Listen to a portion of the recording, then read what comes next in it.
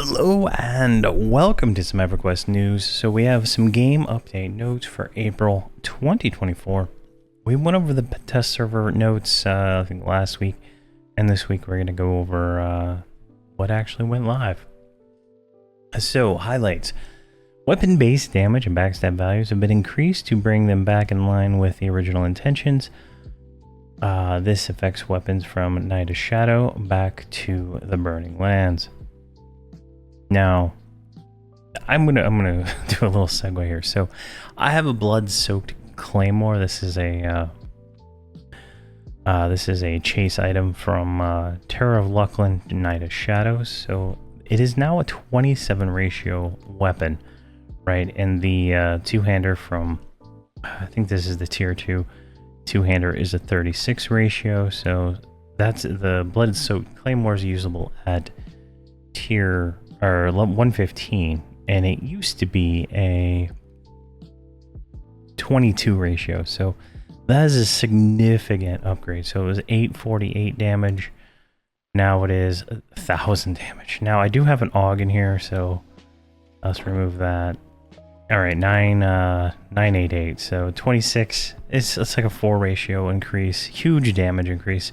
This is usable at 115, so that is insane. Melee damage is going to go up pretty significantly, so it's a very good change.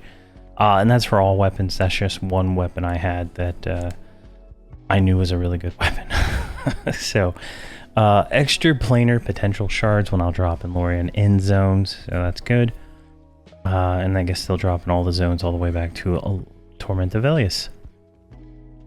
The Legacies of the Lost and the Sin Leon evolving items no longer have class restrictions. So if we take a look here at my necklace and my cloak, they are no longer class restricted. Anybody can use these. This is fantastic. This really is a good change. Like if I wanted to say, Holdridge here, and I want to actually do a persona and I want to become a cleric, I would not be able to use these items. I'd have to get, normal group items or whatever and miss out on tons of stats. My character would not, like if I raided or something like that, and you get, there's, add-ons to these, they evolve through raids and stuff like that. You would be at a significant disadvantage over someone who, did not use a persona and used an alt. So significant change there. That is fantastic. I applaud them. Let's see here. And then the weapon damage thing again. Guardian's Argent Mask, Sterling Mask, and Silver Mask. I believe these are anniversary items. I think they now have Oxalots, so that's good. See, quests and events reduce the experience granted by the 22nd anniversary heroic adventure, Unity. Can't imagine. Must have been a lot of experience to have that reduced. Fixed an issue that would cause inner turmoil raid to reset if a construct of agony was charmed. Alright, 25th anniversary. Achievements that reference Catacastrum as now Catacastellium. See, Barren Coast, Festival, Lessons of Madness. They changed that. So the area is larger for cleansing, and the final fight is now killing one mob. And does not remove everybody's pearl. So okay, so there's a little change there. I haven't done that yet, so I don't know.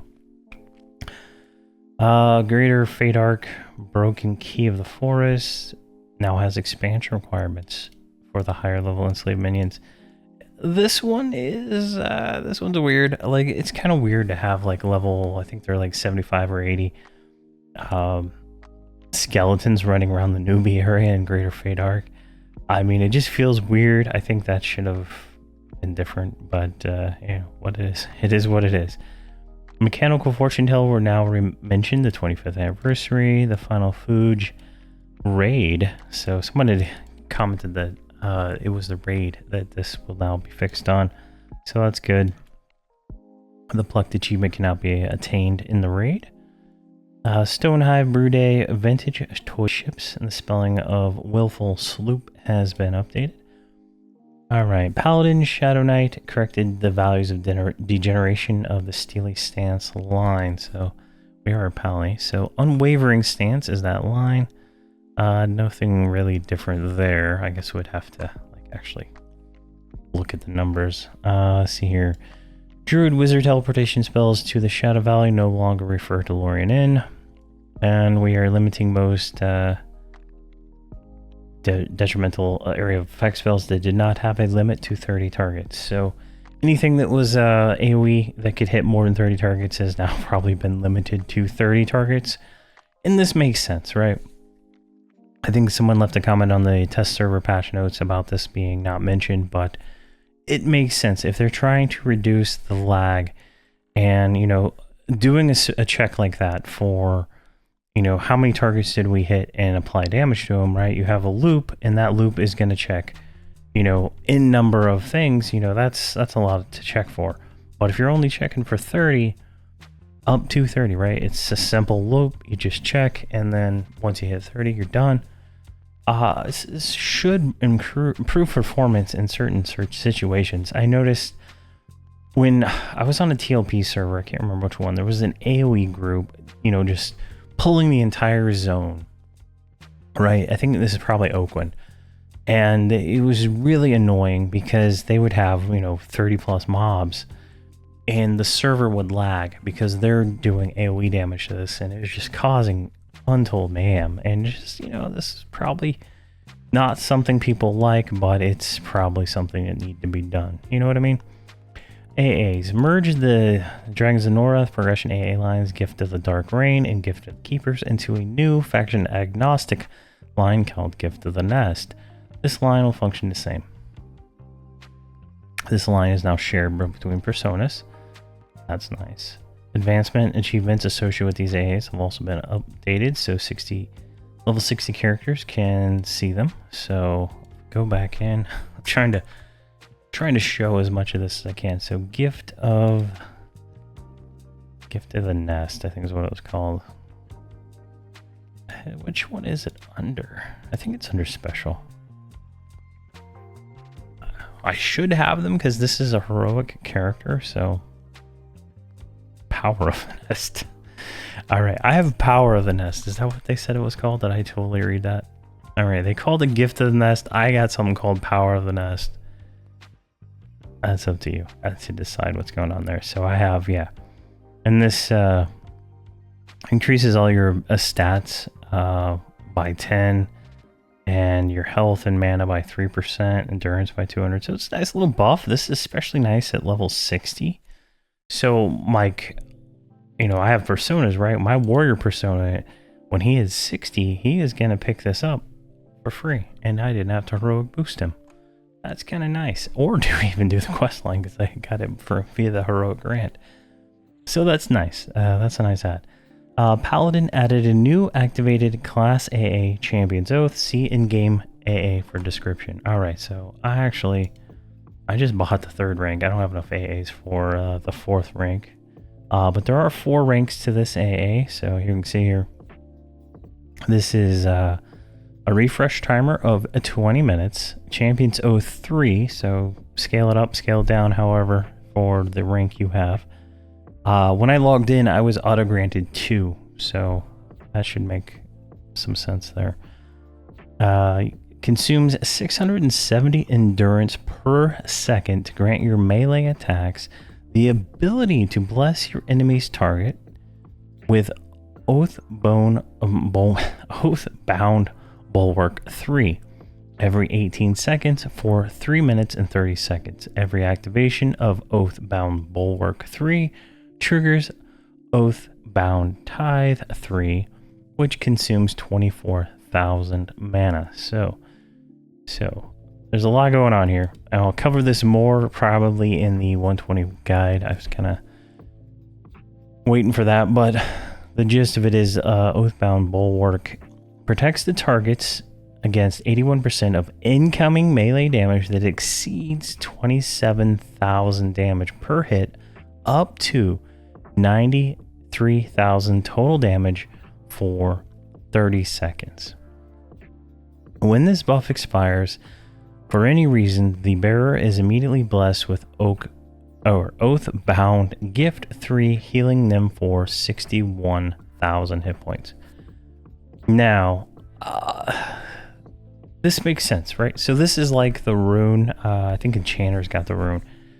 It is a rune for damage over a certain amount. So 27,000 is not a whole lot of damage, especially 125. So I don't know what rank this is. This is a 120 spell. So at 120 I was getting hit for 40,000 plus. So all that extra damage will, be absorbed during the duration of this. So this is a nice little. The comments on the forums are probably very negative about it, but it seems like this is going to be nice. I have not had a chance to go and try it out yet, but when I get it to rank 3, definitely we'll have to see how that goes. But it's going to, consume 24,000 mana. How much mana do I have right now as this? Oh, I have 328,000 mana in tier 1. Yeah, tier 1 Lorien Song gear. There might be some tier 2 in there, but it's mostly tier 1. So as gear goes up, this mana issue probably is not going to be much of anything, really.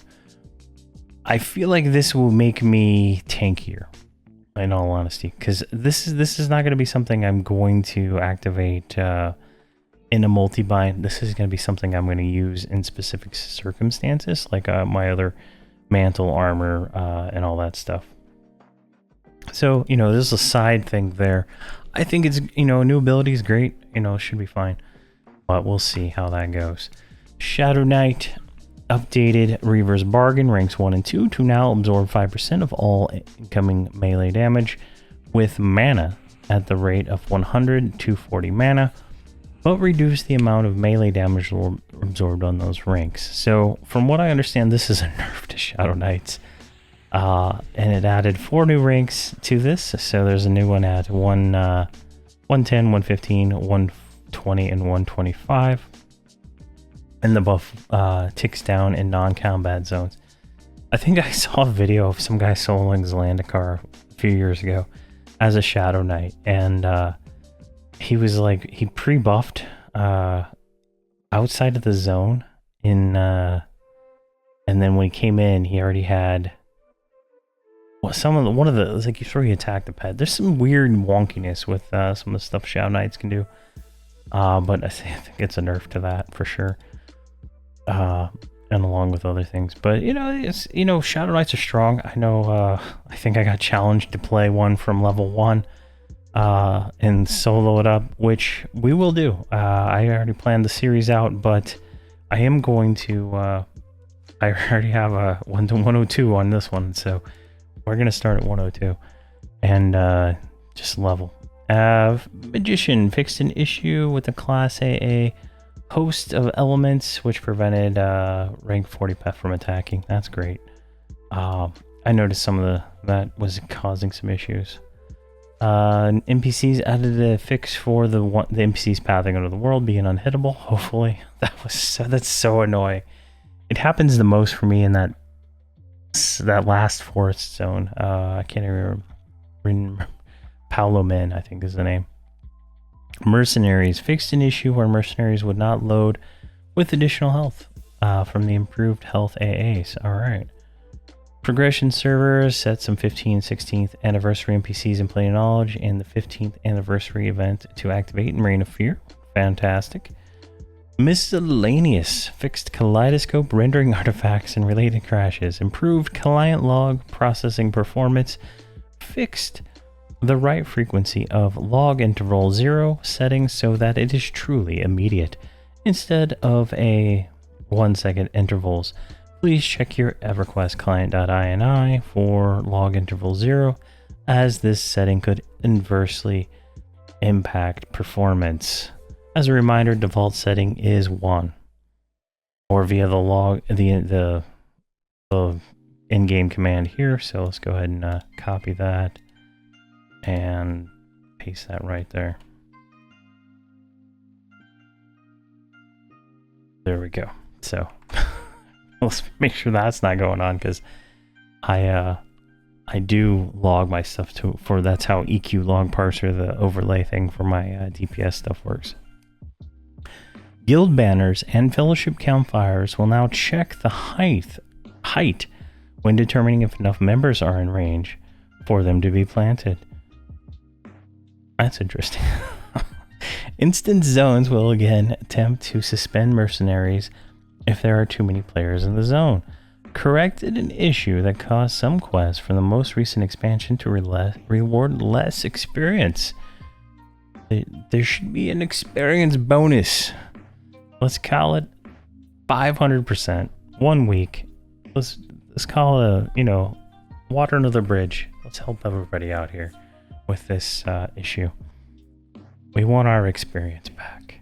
Client core variable in EQ client now sets affinity to a physical core to virtual CPU for improved performance. Legacy values that conflict with other EQ client instances are reset to 1. Nice.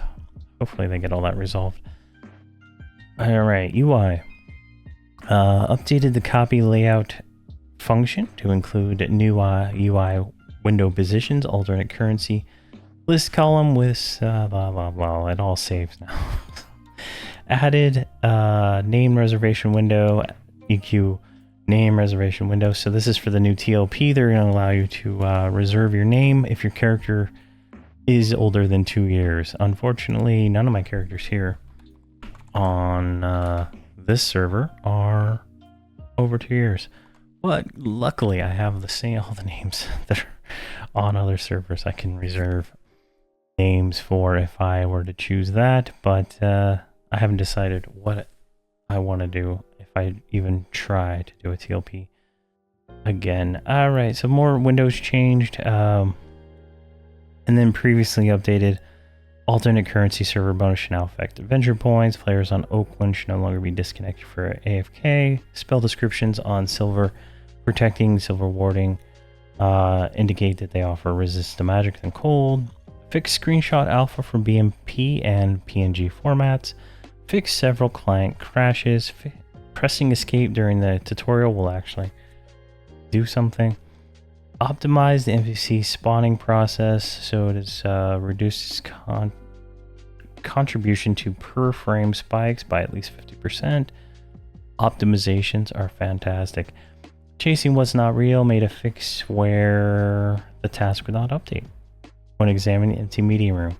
I think this is the one where I had the issue where I was too short. It would not trigger. But there we go. So that's everything that's been patched today. This is getting kind of long. So we're going to go here real quick to the 4th anniversary door has been unlocked. This one looks like it's in Hollis or Everfrost. So looks like there is a bunch to do there. So I will do a video on the key and the tower with all that and whatnot. I still gotta go get those stupid collectibles. But there you go. That's the game updates for April 2024. Thank you very much for watching, and please have a fantastic day.